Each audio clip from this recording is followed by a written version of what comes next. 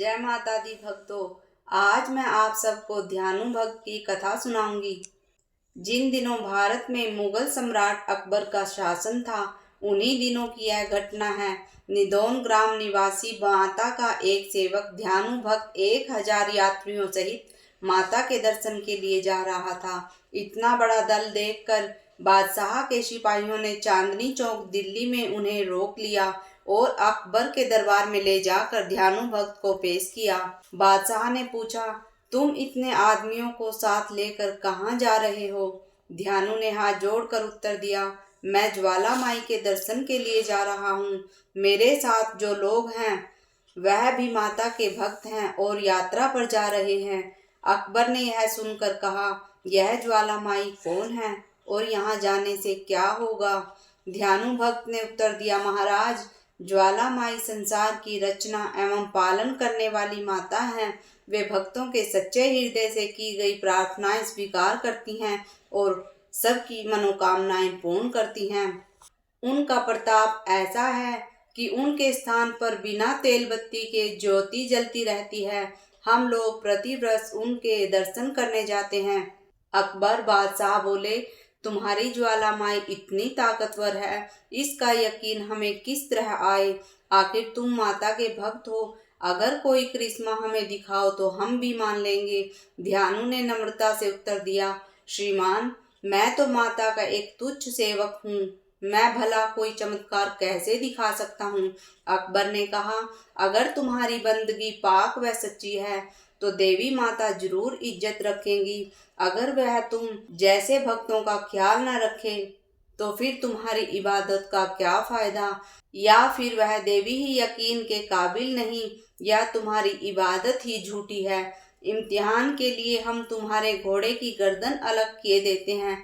तुम अपनी देवी से कहकर उसे दोबारा जिंदा करवा लेना। इस प्रकार घोड़े की गर्दन काट दी गई। ध्यानु भक्त ने कोई उपाय न देखकर बादशाह से 1 माह की अवधि तक घोड़े के सिर व धड़ को सुरक्षित रखने की प्रार्थना की। अकबर ने ध्यानु भक्त की बात मान ली। यात्रा करने की अनुमति भी मिल गई। बादशाह से विदा होकर ध्यानु भक्त अपने साथियों सहित माता के दरबार में जा उपस्थित हुआ। स्नान पूजन आदि करने के उपरांत रात भर जागरण किया। प्रातः काल आरती के समय हाथ जोड़कर ध्यानु ने प्रार्थना की, हे मातेश्वरी, आप अंतर्यामी हैं। बादशाह मेरी भक्ति की परीक्षा ले रहा है, मेरी लाज रखना माँ। मेरे घोड़े को अपनी कृपा व शक्ति से जीवित कर देना, चमत्कार प्रकट करना, अपने सेवक को कृतार्थ करना। यदि आप मेरी प्रार्थना स्वीकार न करेंगी तो मैं भी अपना सिर काट कर आपके चरणों में अर्पित कर दूंगा, क्योंकि लज्जित होकर जीने से मर जाना अधिक अच्छा है। यह मेरी प्रतिज्ञा है, आप उत्तर दें। कुछ समय तक मौन रहा, कोई उत्तर न मिला। इसके पश्चात भक्त ने तलवार से अपना शीश काट कर देवी माँ को भेंट कर दिया। उसी समय साक्षात माता प्रकट हुई। ध्यानु भक्त का सिर धड़ से जुड़ गया, भक्त जीवित हो गया। माता ने भक्त से कहा कि दिल्ली पहुँचो। लज्जित होने का कारण निवारण हो गया और जो कुछ इच्छा हो वर मांगो। ध्यानु भक्त ने माता के चरणों में शीश झुकाकर प्रणाम कर निवेदन किया, हे जगदम्बे, आप सर्वशक्तिमान हैं, हम मनुष्य अज्ञानी हैं, भक्ति की विधि भी नहीं जानते।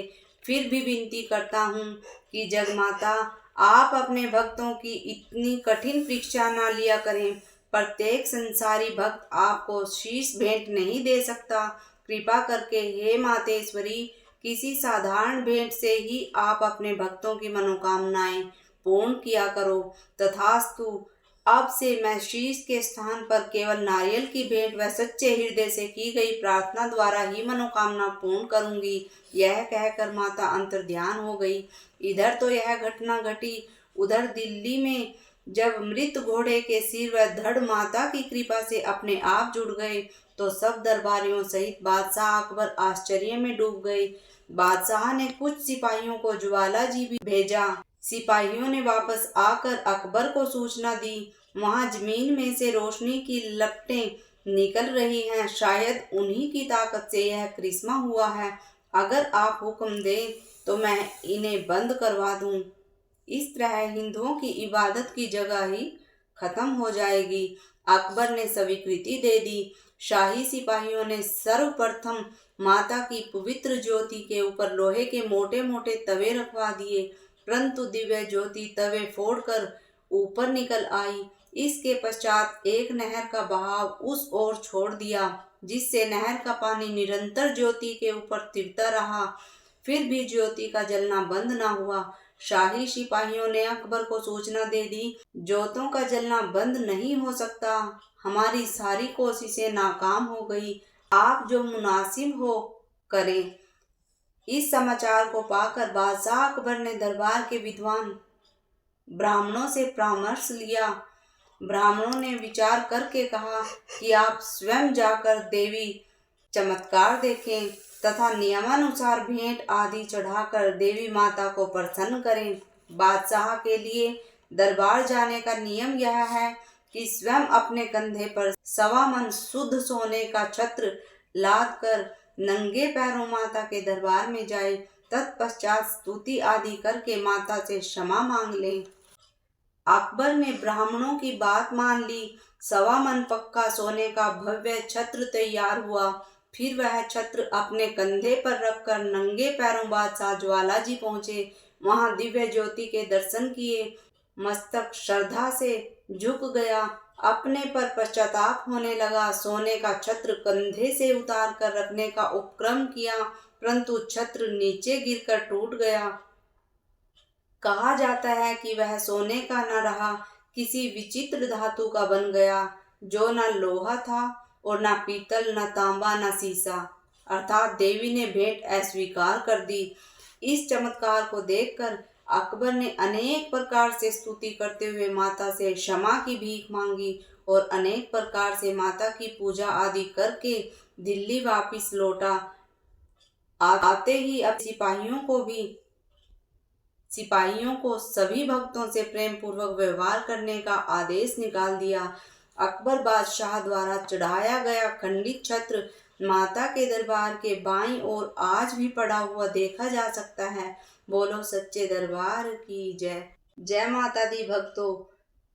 इस तरह की धार्मिक कथाएं सुनने के लिए हमारे YouTube चैनल को सब्सक्राइब करें